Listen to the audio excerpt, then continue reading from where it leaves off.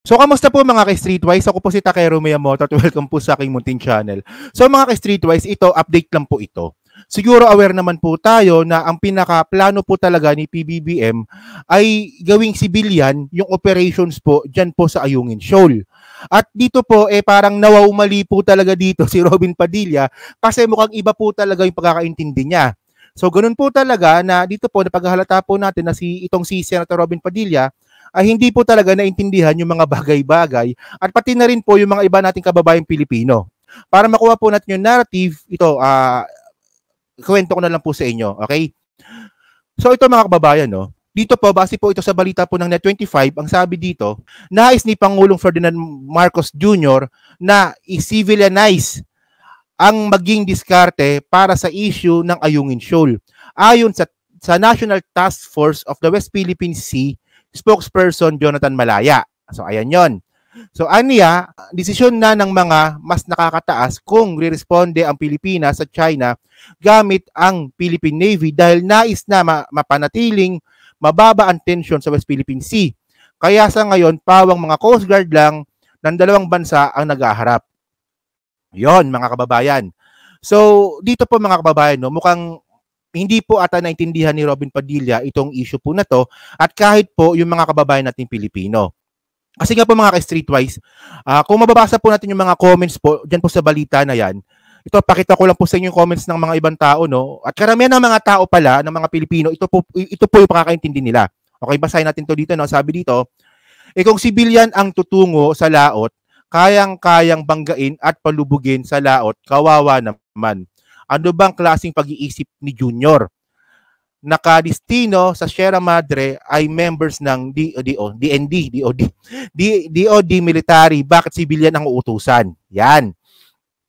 And then sabi pa ng isa, ayan, meron na pag-uutos. Ano naman ang gagawin ng mga civilian sa paglabag sa pagsakop ng teritoryang paninira sa yaman dagat? Inuubos ang isda, inaharang, tinataboy ang mga nandun. Yan. So, ang punto ko lang dito mga kababayan, mukhang hindi po talaga naintindihan ng mga kababayan po natin ang pinaka-strategy po ng ating Pangulo.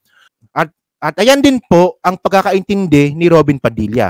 Kasi sa mismong post din po na yan, ay share din po ito ni Robin Padilla at ito ang nakalagay. Okay? Ito kasi update lang to, no? Na-content ko na to pero meron kasing update. So dito, ang sabi dito ni Robin Padilla at share niya nga po yung balita ng Net25, ang sabi dito, a true statesman, ang kapakanan ng mamamayan ang una sa lahat at hindi pagkakaintindihan ay inaayos, hindi pinapalaki. Ang tunay na matapang ay siyang nakakapagpigil sa sarili sa oras ng matinding galit. Ika nga, never decide when angry or upset. Pagpupugay at pagsaludo sa magaling na Pangulo ng ating Republika, Ginoong Pangulo Ferdinand Marcos Jr.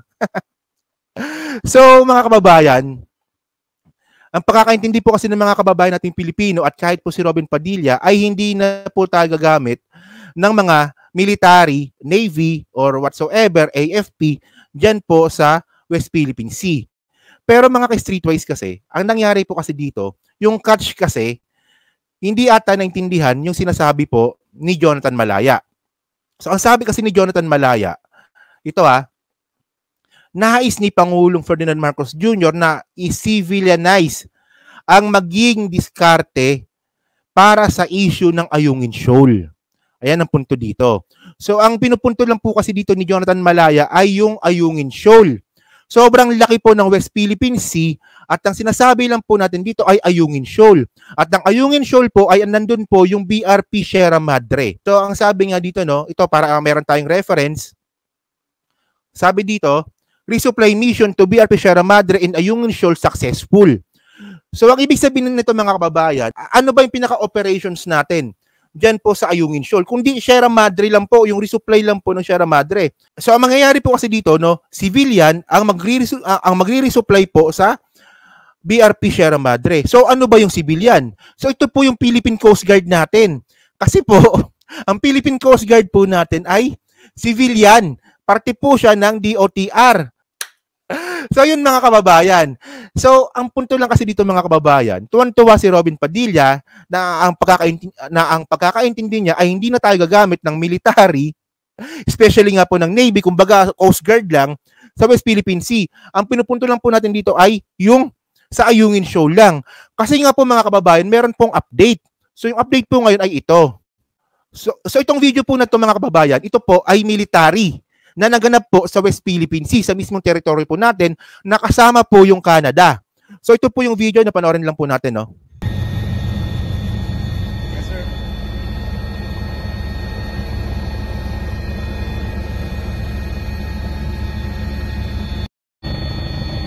So yan po yung video na magkasama po sa joint patrol yung Philippine Navy at saka Canadian Coast Guard. So ibig sabihin nun, military pa rin po talaga. At saka ito po ay nabalita lang po ito kanina, so basahin lang po natin to dito, no? Sabi dito, after US, Philippines sails with Canadian Navy in West Philippine Sea. So ibig sabihin nito, buong West Philippine Sea na. At ito po ay nabalita September 22, 2023. Alauna ng hapon. So basahin po natin yung narrative, no? Ang sabi dito, Philippine Navy guided missile frigate. Oh, may guided missile na. So ibig sabihin nito mga kababayan, military.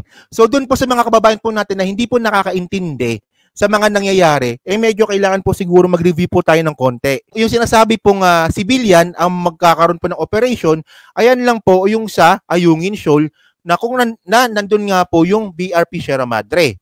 Pero po, yung nangyari po kanina, September 21, so kahapon pala, no?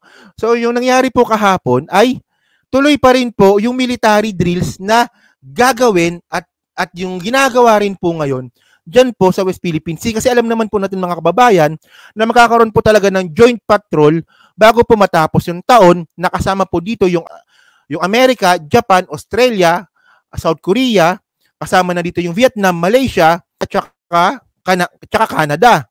Okay, so para makuha natin yung narrative, basahin natin ng buo. Ang sabi dito, Philippine Navy Guided Missile Frigate, BRP Antonio Luna, completed a bilateral sail with Canadian Halifax-class frigate HMCS Ottawa in the West Philippine Sea on Thursday, September 21, marking the Armed Forces of the Philippines' latest effort to strengthen its presence in the tension-filled waters by patrolling with like-minded countries. Okay, the bilateral sail started at 7:23 a.m. when BRP Antonio Luna and HMS C Ottawa met and established radio communications in vicinity of Malampaya Natural Gas Platform in Palawan, said Colonel Enrico Hill Eleto, Chief of AFP Public Affairs Office. Okay, continue lang natin, no? The two frigate performs officers of the watch maneuvers where they navigated in close formation while changing course, speed, and formations shape using a series of predetermined military messages. This lasted until around 10 a.m. Yon.